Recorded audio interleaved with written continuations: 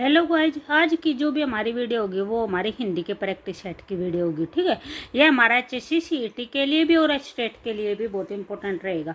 यहाँ पे हमारा फर्स्ट क्वेश्चन है। फर्स्ट क्वेश्चन में क्या देखा, निम्न में से कौन सा शब्द है जो अमृत का पर्यायवाची नहीं है? पीयूष है, आशव है, सुधा है और सोम है। तो जो अमृत का पर्यायवाची नहीं होता वो हमारा कौन सा? ऑप्शन नंबर सेकंड है, आशव है।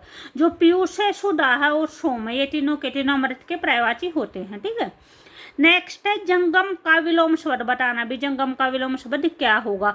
तो जंगम का जो विलोम शब्द होगा वो कौन सा हो जाएगा? हमारा ऑप्शन नंबर थर्ड हो जाएगा, सठावर होता है जंगम का विलोम शब्द।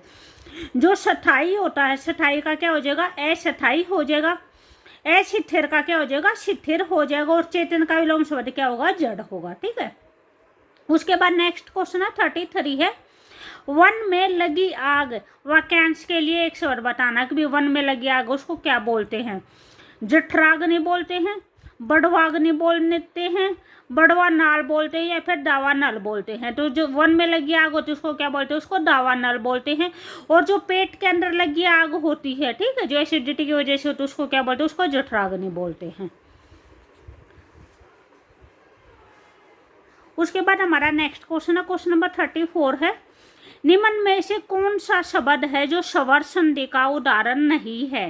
ठीक है, संसार दे रखा है, पवन दे रखा है, नरेश दे रखा है और हमारा नाविक दे रखा है।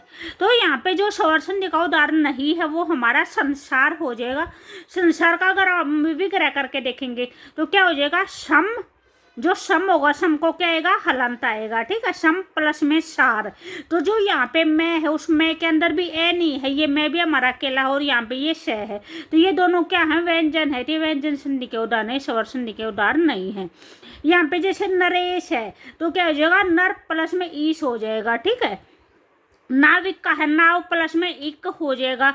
तो जो और है ये सभी हमारे स्वर संधि के उदाहरण है, कि ये है जो स्वर संधि का उदाहरण नहीं है। उसके बाद नेक्स्ट है 35 है, आजन्म शब्द में प्रयुक्त समास पूछ रखा है। का जन्म में कौन सा समास है? बहुव्रीहि है, अवयवी भाव है, कर्मधारय है या फिर तत्पुरुष है। तो जो आजन्म में है, आजन्म में कौन सा हो जाएगा? अवयवी भाव समास हो जाएगा। यहाँ पे जो आ वर्ड है, आ वर्ड क्या है? एक अवयव है। तो जो अवयवी भाव समास होते हैं उसमें आगे क्या होता है? अवयव होता है। वहाँ पे जैसे आ हो सकता है, यथा हो सकता है, भर हो सकता है, प्रति हो सकता है। ठीक है, तो जो भी अवयवी समास होते हैं उसमें मोस्टली आगे ये अक्षर मिलते हैं, तो वो कौन सा हो जाएगा? वो अवयवी भाव समास हो जाएगा। ठीक है, नेक्स्ट क्वेश्चन है, निम्नलिखित में से तद्भव शब्द बताना। तद्भव शब्द कौन सा है? चेहरा है, सलाह है, पत्थर है या फिर दीवार है। तो यहाँ पे हमारा तद्भव शब्द कौन सा हो जाएगा? पत्थर हो जाएगा। जो पत्थर का अगर हम तत्सम बनाएंगे, ठीक है, तो वो क्या होता है? वो हमारा पाषाण होता है। तत्सम शब्द क्या होते हैं? जो शब्द संस्कृत से एज इट इज हिंदी में प्रयोग होते हुए तो तत्सम होते हैं, और जिनका थोड़ा सा रूप बदल के हिंदी में प्रयोग किए जाते हुए तद्भव होते हैं। ठीक है, उसके बाद हमारा नेक्स्ट देर का, निम्नलिखित में से किस शब्द में है जो ए उपसर्ग का प्रयोग नहीं हुआ है?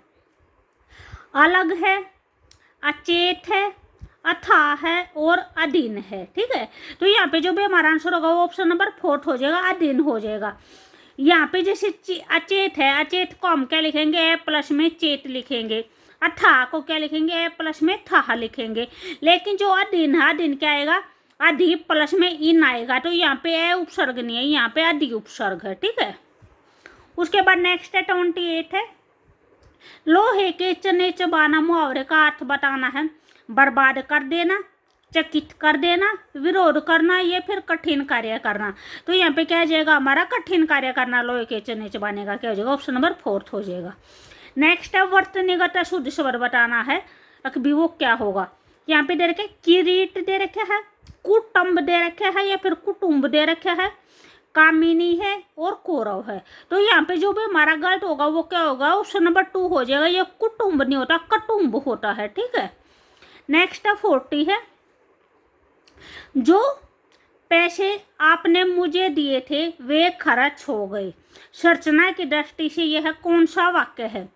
सरल वाक्य है, संयुक्त वाक्य है, मिश्र वाक्य है, या इनमें से कोई नहीं।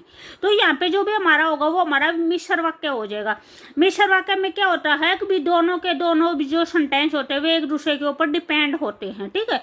यहाँ पे जैसे मैं ये अकेला ये बोलूँगी, जो पैसे आपने मुझे दिए थे, ठीक है, तो ये भी हमारा आधा है। और नेक्स्ट ये बोलूँगी वे खर्च हो गए, अकेला ये बोलूँगी वे खर्च हो गए, तो ये भी हमारा क्या है, ये भी हमारा आधा वर्ड है, यानी इससे कोई एक प्रॉपर मीनिंग नहीं निकल रहा है, ठीक है। तो यहाँ पे अगर इन दोनों को जोड़ेंगे तो दोनों एक दूसरे से इंटरलिंक्ड है, ठीक है, इंटरकनेक्टेड है। तो और एक आपको एक और बताया था, कल बताया था कि जो भी मिश्र शब्द होते हैं उसमें मोस्टली जैसे जय वाले वर्ड पाए जाते हैं, जो है, ज्यों त्यों है, जैसे है, इस टाइप में वर्ड पाए जाते हैं। तो वहाँ पे वो कौन सा होता है, वो मिश्र वाक्य होता है। और जो ये संयुक्त वाक्य होता है, संयुक्त वाक्य में दोनों वर्ड हैं, दोनों वर्ड यानी एक दूसरे के ऊपर डिपेंड नहीं होते हैं। उन और उनमें जो भी बीच में लगा होता है वो जैसे और होता है, ठीक है, इस टाइप में होता है, तथा होता है यहाँ पे। उसके बाद 41 दे रखे है, ठाकुर शब्द में बनी भाववाचक संज्ञा बताने। ठाकुर शब्द से कौन सी है जो भाववाचक संज्ञा है, ठकुराइन है, ठकुराती है, ठकुराई है, या फिर ठकुराइन है। तो यहाँ पे भाववाचक संज्ञा क्या होती है, जिसको हम जस्ट फील कर सकते हैं, वे होती है हमारी भाववाचक संज्ञा। तो यहाँ पे हमारा आंसर ऑप्शन नंबर 3 हो जाएगा, ठकुराई, ठीक है। उसके बाद नेक्स्ट है हमारा 42 है, तुम कम बोलो, वाक्य में रेखांकित शब्द बताना है। यानी हमें कम के बारे में बताना। कम क्या है, सर्वनाम है, क्रिया है, विशेषण है, या फिर क्रिया विशेषण है। तो यहाँ पे जो हमारा आंसर होगा ऑप्शन नंबर 4 हो जाएगा, क्रिया विशेषण हो जाएगा।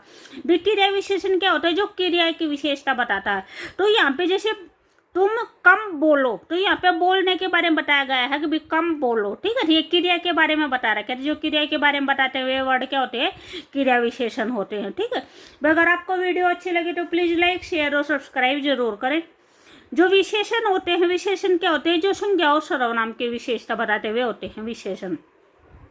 उसके बाद नेक्स्ट है 43 है, गुरु शब्द का बहुवचन बताना है। गुरु का बहुवचन क्या होगा, गुरुओं, गुरु लोग, गुरुजन, या फिर हमारा गुरुगण। तो गुरु का क्या हो जाएगा, गुरुजन हो जाएगा। नेक्स्ट है 44 है, देवर्षि का संधि विच्छेद करना है। क्या होगा, देव प्लस अर्षि होगा, देव प्लस वर्षि होगा, देव प्लस में ऋषि होगा, या देव और प्लस में सी होगा। तो क्या हो जाएगा, ऑप्शन नंबर 3 हो जाएगा, देव प्लस में ऋषि हो जाएगा। नेक्स्ट है 45 है, अवधि है वो किस उपभाषा की प्रमुख बोली है। पूर्वी हिंदी की है, पश्चिमी हिंदी की है, बिहारी की है, या फिर राजस्थानी की है। तो यहाँ पे हमारा आंसर क्या होगा, ऑप्शन नंबर 1 हो जाएगा, ये पूर्वी हिंदी की है, वो उपभाषा की प्रमुख बोली है, ठीक है। भी अगर आपको वीडियो अच्छी लगे तो प्लीज़ लाइक, शेयर और सब्सक्राइब जरूर करें। और मैंने जो हिंदी के प्रैक्टिस सेट करवा रखे हैं उनकी प्लेलिस्ट अलग से बना रखी है, तो आप एक बार प्लेलिस्ट भी जाके जरूर चेक करना, ठीक है। Okay bye.